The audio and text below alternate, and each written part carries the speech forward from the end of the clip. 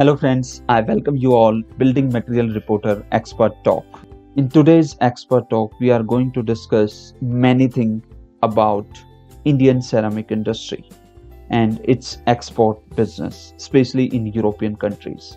The potential of Indian ceramic industry in Europe, challenges and how to overcome all these challenges, and what are the things to take care when it comes to communication with international clients and how to boost your sale in Europe. There are many other important things that we are going to discuss today. Our today's guest is Miss Wendy. Miss Wendy is a founder of MS Global. This is working for this industry since last 8 years, and she is international expansion specialist as well. MS Global is actually a B2B connect for these companies. Sustainability factor is one of the biggest challenges that Indian companies will hold in the future, because we are trying to help all the companies ensure not just to sell, but to also develop, from a long-term perspective, I would say. We help them with the business to business trips. Yeah. Indian manufacturers, they have export teams who have never traveled to Europe. Right. How are you going to export, right? People love to buy, but people hate to be sold. And they will do wonders. I mean, they will be everywhere here. This is for sure. It's just that, they need to tap this right time. And I think this is the right time. Namaskar, Wendy. Namaste. How's you doing? Oh, I'm good. What is the role of MS Global in developing the Indian ceramic industry? MS Global is actually a B2B connect for these companies. Right. So when I'm saying that, we actually facilitate like a networking platform, which is not virtual, but very much, humans involved. Like we actually take the people face to face to meet the prospects, where they can have a market overview. They actually get to network with people who probably would buy from them in the future, and they would know what's going on, what are the unseen and unsaid rules of the industry in these territories. Right. So we as a company, we are playing a very, very distinctive role here. I think it's very important to understand that we are not just a company who's helping you to, just sell in Europe, but we are trying to make people understand how the industry looks like, and so many variants of it. Like we are trying to help them to network with people, intersect, understand the requirements and understand the future challenges as well. So we are trying to help all the companies ensure not just to sell, but to also develop, from a long-term perspective, I would say. Can you elaborate on your services more deeply? So what we do basically is that a lot of times when you're buying from Alibaba, say, you don't know whom you're buying from. The trust level is not really up to a mark. But here what happens is we actually give them a B2B trip. That means the Indian manufacturer actually comes to us, and Right. we help him meet all the people in the industry, all the industry players. So when they are actually meeting them, the manufacturer understands how the industry operates, who are the key people, and what his approach should be, so that he goes back and he also tells his team to little change the approach if he wants to, because he already understands the requirement of the industry. And these are few things that are very, very basic, but unfortunately the Indian manufacturers are not aware of this, because this industry is, it has developed so much in the last few years. If you see all Right. the potential of this industry, and I'm sure it's gonna break through and it's gonna come back in this market. Like we don't really have it so much because there's so many European companies who've just taken over the market for now, but we are definitely waiting for the Indian companies to take over here. So that's what we actually do. We help them with the business to business trips. Yeah. Wendy, as mentioned by you, and help them to business development and sales. How can you do you do that? So how we do that, when this manufacturer is actually traveling down to Europe all by himself in the first place, when I am not in a picture, MS Global is not in a picture, it usually happens that he will meet someone through the expos, which are not happening now, especially during the COVID time.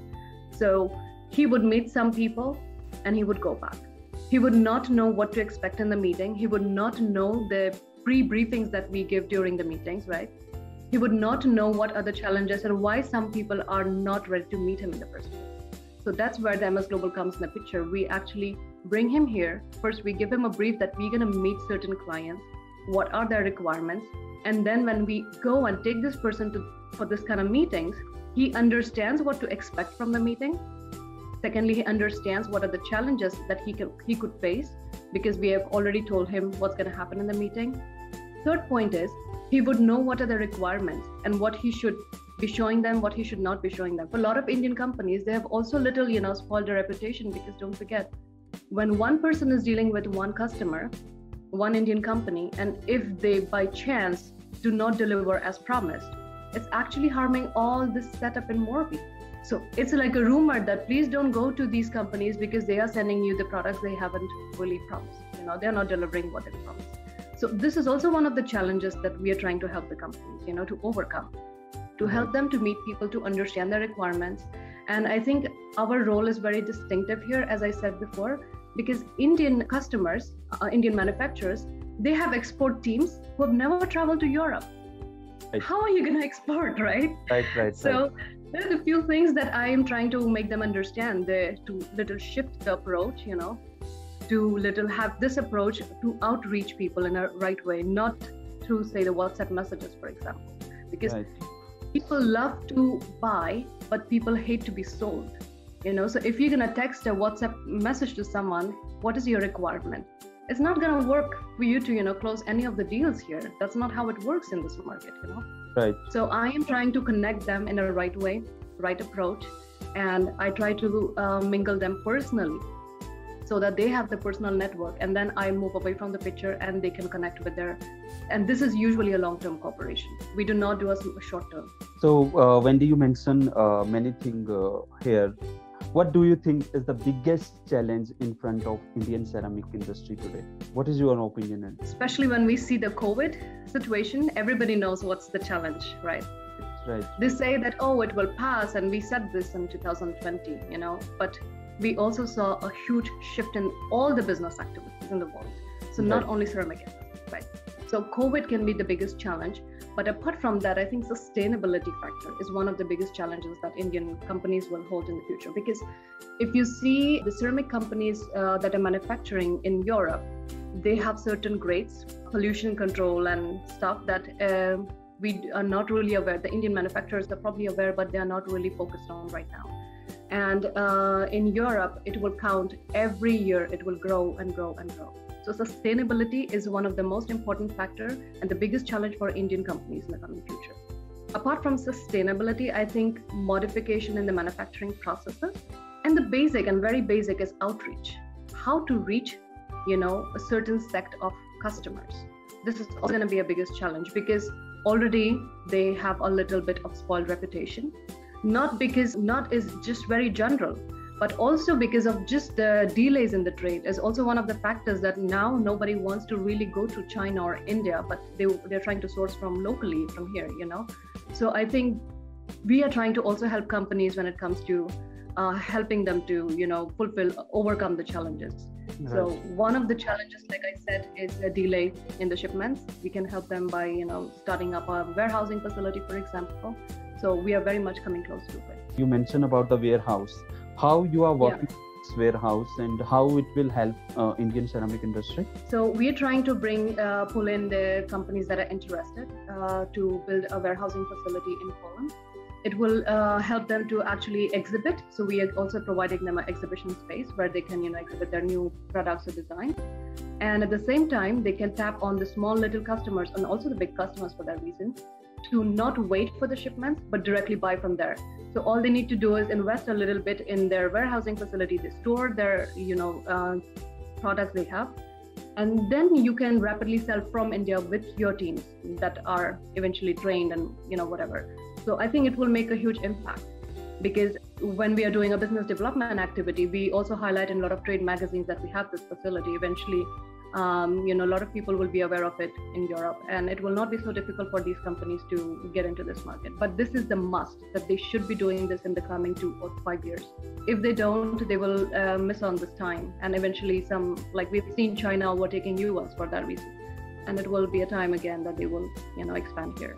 What ceramic companies need to change in order to grow and mark their footprint in Europe? What you suggest for the Indian ceramic industry? First and foremost, I would suggest their export teams to actually come down to the place where they want to sell and study the market, Right. the approach, to understand who wants to buy from you and how they want to buy from you and what are the requirements, because the export teams have no idea of what actually whom they're talking to. The basic research of whom they are selling is also incomplete. They don't know if they're talking to a female or a male for that reason. They don't know the name of the person they're texting. So these are the most important basic things that they need to study. Secondly, I would suggest that if they really are serious about trade in Europe, they should look for a long-term corporation and they should try to source some facilities here. The basic of warehousing facilities. Because I think that, when we see the shift in the trade, a lot of local companies and small and frequent buyers, they are looking to source the products from the local markets. They are not willing to wait for the shipments. So if the Indian ceramic companies come together to form some kind of association or something, we are trying to help them in this as well. If they try to locate some facility, a warehousing facility, they will mark their presence in this market. I mean, nobody can beat them. Like, they will completely transform this market because they will have a hold on those small and frequent buyers who would come back to them over and over again. Right. So this is something that I would like to, suggest. And it's very, very important. And I know that in the coming years it will happen. They will have to open some kind of facilities here if they really want to expand in this market. So, Wendy, you rightly mentioned and highlight some points that definitely the industry is facing, and the people are making such kind of common mistakes again and again. What are the other common mistakes that hamper these companies' growth? What is your take on it? Well-trained export teams. So if you are really exporting, if you're a manufacturer, I understand that at the end of the day, you just want to sell, you want your machines to run and run. But you need to also understand, to sell, you need to have a very well-trained people inside in your export teams. So the most important thing I would say again is that your export team needs to first come and check the market. Secondly, they need to understand, they need to do a little bit of homework of selling, of whom they're selling to, because there is a regulation in Europe, if a lot of companies are not aware of this in India, that you are not allowed to text a person on a private WhatsApp number, because this person has a right to actually legitimately sue you because you are invading the privacy. We have something called as RODO, which is like a privacy law. So you're not allowed to send him any message, any sales message, until and unless this person knows you or he accepts from you. So this is also a biggest challenge. If someone really, really wants to get into this, they can actually sue some company. So the best way to do is actually write an email, a very decent email, and then try, sending away the flyers, the brochures, or whatever you have. I mean, this is a very basic thing, but I understand that it's a completely different culture of work. And I've spoken to so many ceramic companies in India. They usually say that, in the Gulf, like we text on WhatsApp and we do trade on WhatsApp. But in Europe, it's just a little bit of shift, and, it's a different way of working, I would say. So I would not judge it good or bad. It's just very important information that I would like to convey to these companies, that try to understand their privacy law even before you're trying to sell something to someone, because it can really, really hamper and, you can fall into a bad reputation. Eventually with you're pulling down all the industry. So if one person is just, texting someone constantly because they don't even see the timings, it's early morning in Poland, for example, and it's really, really in India. And so I think it's more of a research and a little bit of homework. So if their exports team they really want to do good, they will have to work on the basics. The approach part. What is the future of Indian ceramic in Europe?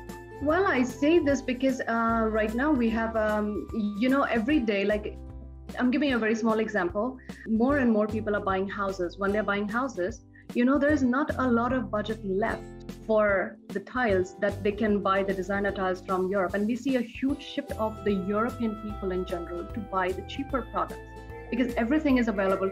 Just in general, in the last 1 decade, if you see not only ceramic tiles, but this is just one example, but all the other products that you see, they usually people want more variety and cheaper.